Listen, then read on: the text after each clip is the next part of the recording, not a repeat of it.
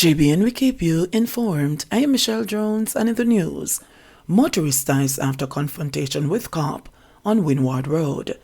A man was shot Sunday during an altercation with a policeman on Windward Road in Kingston has died. The deceased has been identified as 39-year-old Marvin Palmer, otherwise called Bummy, of Woodland Avenue, Kingston 10. Reports are that about 8:30 a.m. there was an altercation between a taxi driver and another motorist after a minor fender bender at the corner of Mountain View Avenue and Windward Road. The policeman intervened, but despite reportedly identifying himself, was attacked by one of the motorists. He reportedly took evasive action and fatally shot his attacker. According to onlookers, the now deceased man and another motorist had a confrontation when the cop, who was on his way from church, intervened and spoke to both individuals. One motorist is said to have heeded the officer's word and walked away, while the other reportedly became aggressive. The policeman attacked to him, and he argued and pushed the officer and spit in his face, and the policeman shoot him in the face, a woman who was seen at the scene claimed. While not condoning the motorist's alleged action, she and others questioned the cop's actions. Why the police never shoot him in the foot? All them wrong for spit upon him still, she asked. Another woman, who was waiting on a taxi to go to church, said, "Too wrong to make a right. And it's easy to say herself and to turn it away right. But you know, easy to practice. Him wrong. Him not supposed to spit in him face. But what is Indicom going to be saying?" The police on the scene said there were several conflicting stories, including that the man in question assaulted the police and that he also tried to disarm the lawman. However, they contend that the preliminary report indicated that the cop was walking away when the man reportedly went to his car and appeared to retrieve something before returning to confront the policeman and was shot. According to the officers, only one shot was fired and one spent casing was recovered. The matter was reported to the Independent Commission of Investigations Indicom and the Inspectorate of Professional Standards and Oversight Bureau. Licensed firearm holder under investigation after companion shot. A licensed firearm holder is under investigation by the St. Elizabeth Police in connection with an incident in which his companion was shot during a domestic dispute Sunday afternoon. It is understood that the licensed firearm holder and the woman were engaged in an altercation in his motor vehicle in Goshen. During an alleged tussle, the woman was shot. She was rushed to the Mandeville Regional Hospital for treatment. The extent of her injuries is not yet known. Man arrested following seizure of pistol in Ramble, Hanover. A man was arrested following the seizure of a pistol on the Ramble Main Road in Hanover on Sunday. Reports from the Ramble police are that about 1 a.m., lawmen were conducting a vehicle checkpoint operation in the area when the driver of a motorcycle was signaled to stop. He was accosted, searched, and the weapon, a .45 Ruger pistol, was found in his possession. He was subsequently arrested on reasonable suspicion of illegal possession of firearm and ammunition. 3 wanted men and 14 persons of interest named by Kingston Western Police. The Kingston Western Police have listed 3 wanted men and 14 persons of interest who they believe may be able to assist them with ongoing investigations in the division. The police said several attempts have been made to contact them at their known addresses and phone numbers. However, these efforts have failed. The following individuals are to report to the Durham Town Criminal Investigations Branch by 6 p.m. on Tuesday, February 7. Carrie Martin, otherwise called Troubles. Nakio Campbell, otherwise called Bolo. Stuart Burton, otherwise called Bing. Andre Barracks, otherwise called Boops and Rasta. Nicole Waldron, otherwise called Bun Up and Bun Dog. Kemar Jones, otherwise called Kisses. Tory Baugh. Damien Walker, otherwise called Shines. Debeen Bryce, otherwise called Dollar Boss. Ryan Baugh. Corey Clary. Kevin Smith, otherwise called Kev. A man known only as Pepper Boy. And a man known only as AA.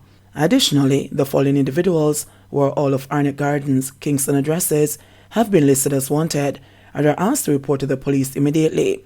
Antonique Ellis, otherwise called Nicoy. Shadeen Mackenzie, otherwise called Murphy and Philippines. Charles Lundgren, otherwise called Charlie. The Kingston Western Police say all 3 men are wanted for murder. The police are urging anyone with information that can assist in locating these persons to contact the Durham Town CIB at 876-948-6443. That's 876-948-6443. Crime Stopper 311. the JCF tip line at 811 or the nearest police station. Clarendon man charged with murder of British citizen. A 23-year-old Clarendon man was on Saturday, February 4, charged with the murder of a British man who was visiting Jamaica. Charges Javon Brown of Baileystown in the parish. He is accused of killing Sean Patterson, who was shot dead in Bowgill, Montego Bay, St. James on Monday, January 2. Reports are that at about 12:10 p.m., Patterson was at a guest house when a lone gunman approached him and opened gunfire, hitting him in the upper body. The police were summoned and Patterson was pronounced dead at hospital. Comprehensive work done by detectives led to Brown's arrest during an operation in Kingston by members of the Counter-Terrorism and Organized Crime Branch, CTOC.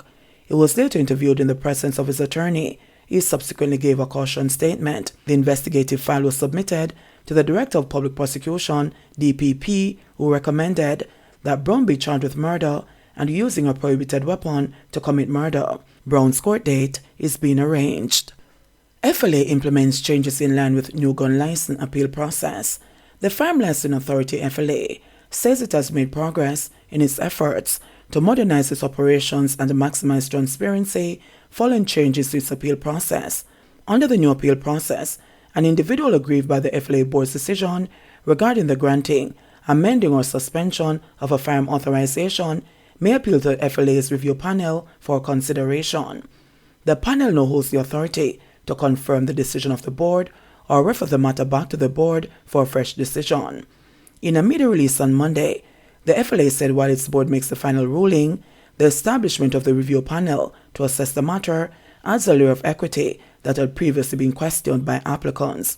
In addition, this decision is now final without any reference to the National Security Minister. The changes to the appeal process support the FLA's dedication to improve its operations with smooth, clear and fair processes. The implementation of a review panel that is independent to the board is a major transformation that will ensure customers' due process when seeking an appeal, commented CEO of the Firearm Licensing Authority, Shane Darling. The change follows passage of the Firearms Prohibition and Regulations Act 2022. The FLA says it has since introduced a range of changes, such as the expansion of ballistic testing of bullets, the marking of firearms, and electronic fingerprinting. Participation low for taxi strike. A planned strike by taxi operators this morning has been largely unsuccessful, with many taxi operators choosing not to take part. The island-wide strike, organized by One Voice Transportation Group, is slated to take place over the next 3 days. However, it was business as usual for most taxi operators in the Kingston and St. Andrew metropolitan area on Monday morning as they transported the hundreds of commuters that depend on their services. "Me not strike, cause me no know what me a strike for," one taxi operator declared. The provisions of the new Road Traffic Act have been the source of much grievance for many operators, primarily the increase in fines for breaches. A Windward Road taxi driver, who said he has been operating for 20 years, said he does not believe the strike will do much to change anything. "That not benefit me, it not effective. Them not listen way. Every time me strike. To them me decide say me not in no striking thing cause it not benefit me," he said, while ruling what he described as a disorganization of the strike. A taxi operator who requested anonymity said taxi strikes have become customary and the method need to change. "You have to go protest and block the road and do all them things there. Then you have somebody to come and talk to you. That's the only thing me say. That's the only thing we're working at Jamaica," he said. Another taxi operator said he refused to support what he described as the unruliness of his colleagues. "From 2018, I don't get a ticket because I follow the rules of the road. If you follow the rules of the road, you don't supposed to get no ticket. And if you get a ticket, you have two choices. If you're guilty of the ticket, you go and pay it at tax office. And if you're not guilty, you go to court and contest it. Them get this whole heap of ticket and pile up and them not go to court and them not pay it. Them very unruly," he said. Meanwhile, Lorraine Oscar Finnegan, Director of Communications at the One Voice Transportation Group, believes the protest action was unsuccessful because other organizations undermined it.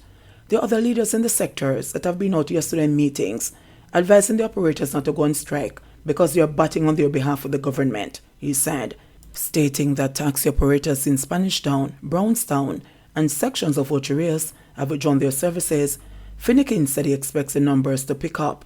"We at One Voice are strongly of the opinion that as the day progresses, the withdrawal of service will develop, and it is not just a 1 day. We are going minimum 3 days," he said.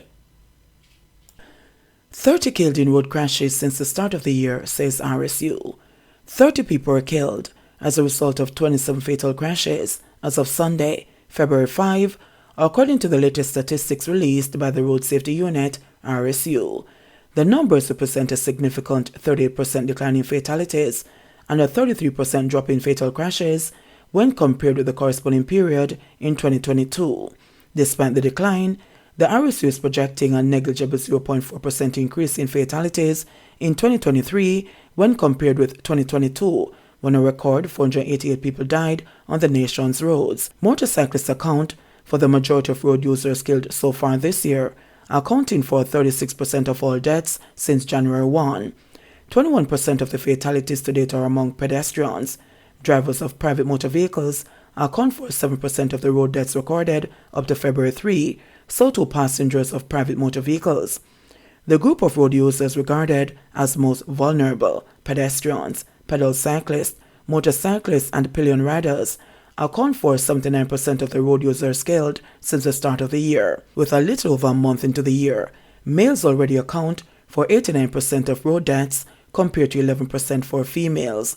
The parish of St. Catherine currently accounts for 18% of the overall road users killed since the start of the year, followed by Manchester, St. Elizabeth, and St. Andrew with 14% each.